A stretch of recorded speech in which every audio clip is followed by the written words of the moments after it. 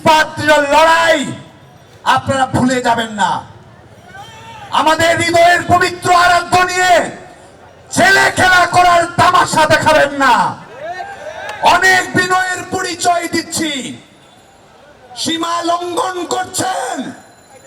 দেশরত্ন শেখ হাসিনাকে নিয়ে ন্যূনতম বক্তৃতা বিবৃতির কোন বিভ্রান্তিমূলক প্রচারণা হলে বাংলাদেশ ছাত্রলীগ শেষ দেখে ছাড়বে, শেষ দেখে ছাড়বে।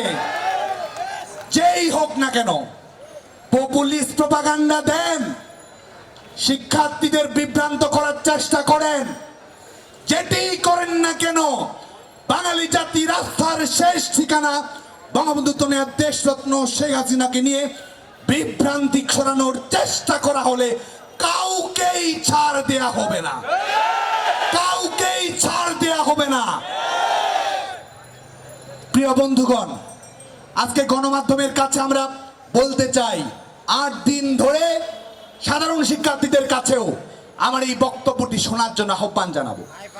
8-9 দিন ধরে আন্দোলন হয়েছে, শাহবাগে হয়েছে, রাজু ভাস্কর্যে হয়েছে, বাংলাদেশের বিভিন্ন শিক্ষা প্রতিষ্ঠানে হয়েছে। কোথাও কোনো অনাকাঙ্ক্ষিত ঘটনা ঘটেছে? একটি ঘটনাও ঘটেনি। ছাত্রলীগ বলেছে যৌক্তিক সংস্কার হোক, ছাত্রলীগ বলছে আইনগতভাবে সমাধান হোক, শান্তিপূর্ণ প্রক্রিয়ায় সমাধান হোক।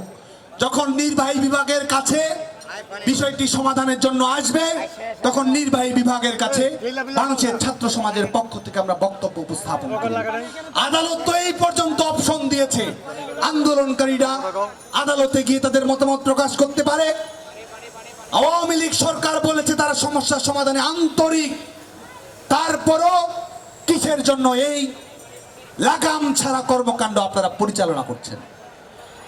গতকালকেও বাংলাদেশের সকল সাধারণ শিক্ষার্থীকে আহ্বান জানাচ্ছি, আপনারা জানেন যে এর আগের দিন বাংলাদেশ ছাত্রলীগ সন্ত্রাস বিরোধী রাজু ভাস্কর্যের পাদদেশে দুপুর 3টায় আমরা আমাদের গণমাধ্যমের বন্ধুদের কাছে আমাদের প্রেস রিলিজের কপিটিও আমরা পাঠিয়েছি। দুপুর 3টায় বাংলাদেশ ছাত্রলীগ কর্মসূচি দিয়েছে।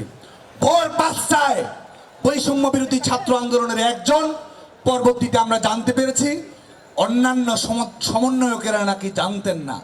এই হচ্ছে এদের সমন্বয়, এই হচ্ছে এদের আন্দোলনের নমুনা। ভোর 5টায় তারা সন্ত্রাস বিরোধী রাজু ভাস্কর্যের পাদদেশে, দুপুর 12টায় কর্মসূচি দিয়েছে। আপনারা জানেন যে মধুর ক্যান্টিনে বাংলাদেশ ছাত্রলীগের কর্মীরা অপেক্ষা করেছিল এবং আমরা সব সময় চেয়েছি যে শান্তিপূর্ণভাবে তারা তাদের কর্মসূচি শেষ করবে।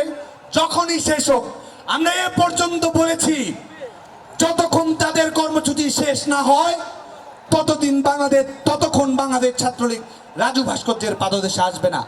আমরা আমাদের কথা রেখেছি, আর তারা রেখেছে রাজাকারের প্রেতাত্মাদের কথা। 3টার দিকে কর্মসূচি বাংলাদেশ ছাত্রলীগের হওয়ার কথা, 3টার দিকে তারা রাজু ভাস্কর্য ছাড়েনি কেন জানেন?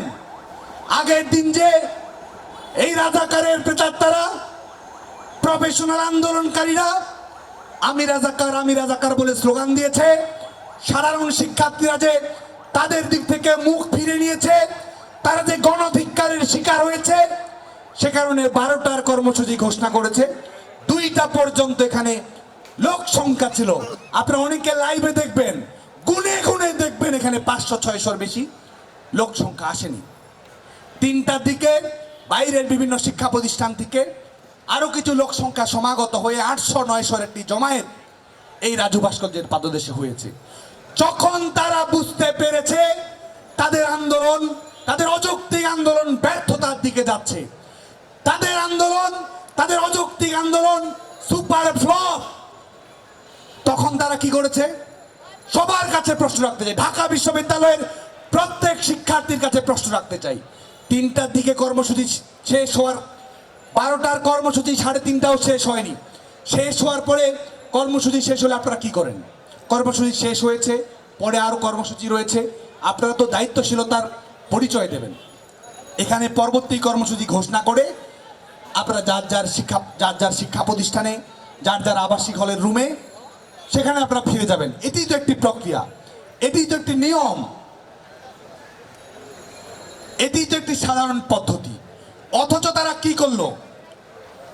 আজকে বন্ধুগণ, আমি একটু সময় নিয়ে আমাদের জাতীয়